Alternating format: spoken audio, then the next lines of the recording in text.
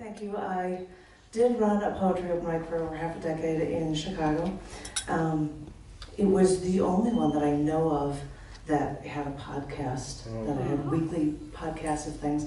And I asked John if he'd be able to check out, like, I don't think anybody's like downloading features, because I had open mic with a feature every week. And so I asked him to check it out, and I said, can you find out, like, computer-wise, how often they're downloaded? Because I'm guessing never, right? Like, who's going to want to do that? And he looked at it and said, well, after I filter out the spammers, it's probably one downloaded every 45 minutes. Wow. Like 24/7, like that often. And I'm like, oh my God. People were actually that interested in it. And because I was a publisher, I asked people who had features if they would donate a piece from a past feature. So I did a book of a bunch of people's writing. That was just the empty stage, the chosen few. And there were chosen, that sounds like my music. I think I heard a little bit of that really, really quietly. And it has a collection, and that was awesome, cool to pull off as well. And that's where it's going. I can't hold it. But hi there. I thought that because I never even got a chance to do this, Tom, I usually do this and have chapbooks to be able to give to anybody who's interested in it. It's what I'm reading in the show, and it tells you more about me, blah, blah, whatever. So, you can see what on earth I'm reading, I guess, somebody as well. And they're just throwing chapbooks everywhere. So, yeah. What's going on? What's it? It's not working. No, it's working.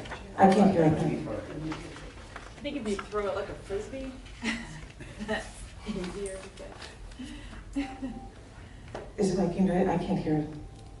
Oh, that would be it. No, I figured I wanted to have music behind this random music going on in the background because the first piece I'm reading for you is about going to an open mic that had a live jazz band that would play.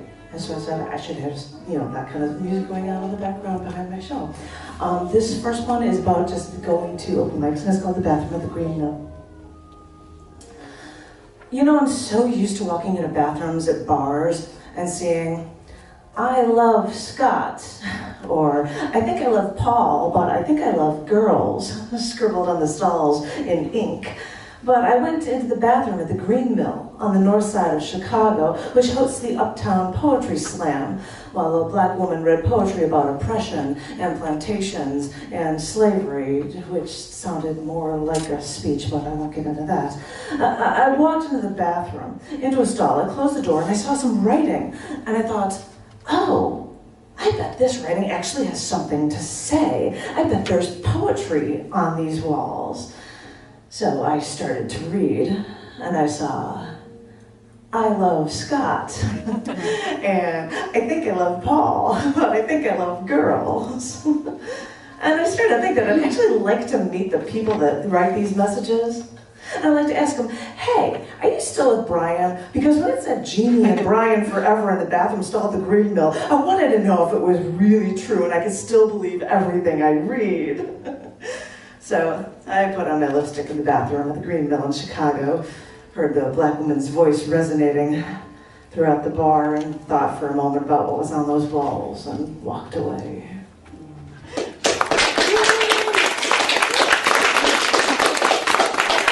open mic that I took over was one that started in December of 1996. I was the third host of it.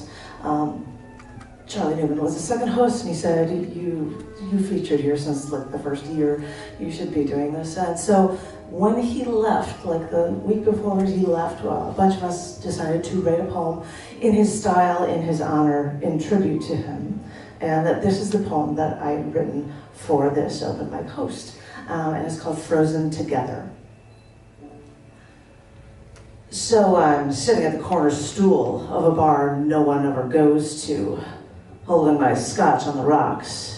It's scotch for now, anything to numb the pain. So I swirl my drink clockwise in my hand, watching the liquor swirling around, watch the ice cubes spinning in circles, and try to get you out of my head. Because when you came in like something you can't escape, like that beat from a dance bar that's stuck in your head that makes you want to move together in time. Or like your eyes, the color of the sky, or was it the ocean? that I could drown in. Like bright sunlight just after dawn seeping past the window blinds, forcing me to attention, to respond to you. Like bright sunlight seeping its way past the window shades in this bar as I swirled the ice in my glass, now frozen together, a disc swirling clockwise, because the scotch is gone. It's gone, like you, but I can't get you out of my head. So, this time, maybe I'll have Jack.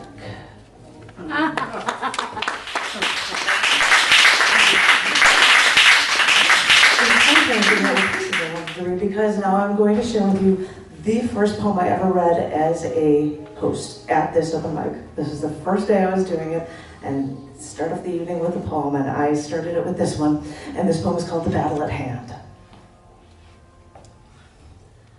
I wanted you to know I was on a mission when I saw you, and that I was a warrior, and you were just a helpless victim that couldn't fight my weaponry, that wouldn't fight my weaponry. And I would come into town and pillage and rape and pillage, depending on how you put it. And rape is such a harsh word, entirely inappropriate for this, because I made sure that you wanted me before it was all over, because I have a knack of doing that when I fight my battles. This is how I care to think of you. I was on a conquest, and I came fully equipped with ammunition. I had bayonets, I had a rifle with rounds of bullets on a chain thrown over my shoulder. I had a .22 caliber magazine-loaded handgun. I didn't even need to use the hand grenade or the tear gas.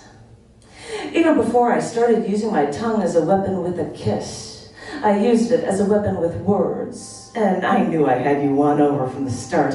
You looked at me when I spoke, and I think you might have actually wanted to listen to me. And I would never have to resort to violence to get what I wanted from you.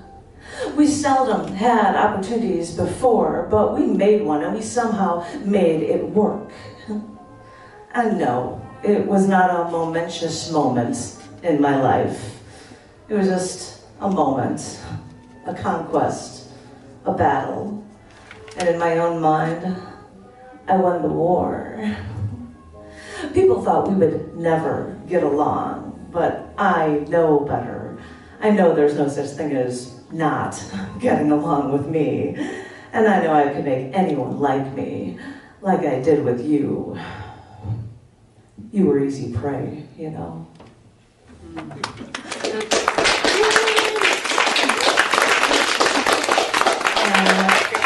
oftentimes I would read things from the literary magazines that I would run, or I would read haikus, because we started from 9 till 7 at the second place, and I had somebody following me. I couldn't, just because poets were late, I'm like, I'm gonna have to straighten, so I would read haikus or read poems from other people in the beginning. And the last day I ran the open mic, which was the end of July, I think, July to August. 2015. I read haikus throughout the night. This is a sadder one, but this is one of them, and it's called On Ashes. Deha's guest chambers work every morning as snow settles on ashes.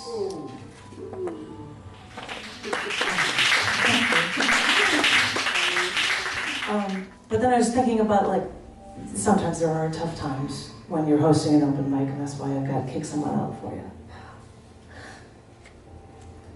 We saw the man walk inside. We didn't know why he was there. She was divorcing him. She had a restraining order on him. I know, she wasn't there, but still, he had no place here. So we confronted him inside before he got too comfortable. I hate to do this, but we think it's best if you go. I suppose sometimes it can be tough being a poetry open mic host, because the foundation of our space was that we welcomed everyone. So it's tough when you have to take a stand and kick someone out to protect one of your own without the enemy ever saying a word.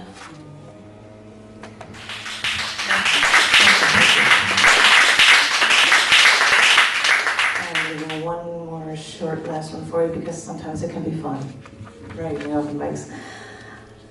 Should I say the title, John? You laugh whenever you hear it. It's called Ladies and Gentlemen, Boys and Girls.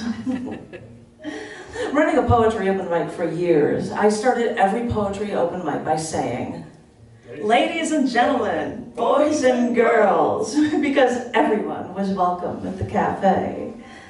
Even after my Chicago open mic moved to a bar with a stage and anyone under 21 wasn't allowed, I still started every open mic with, ladies and gentlemen, boys and girls, because I believe to this day that sharing your poetry, sharing your art can bring out the kid in all of us. Creativity's on our side, so it takes us to a mindset that although we may be small, we can still take on the world.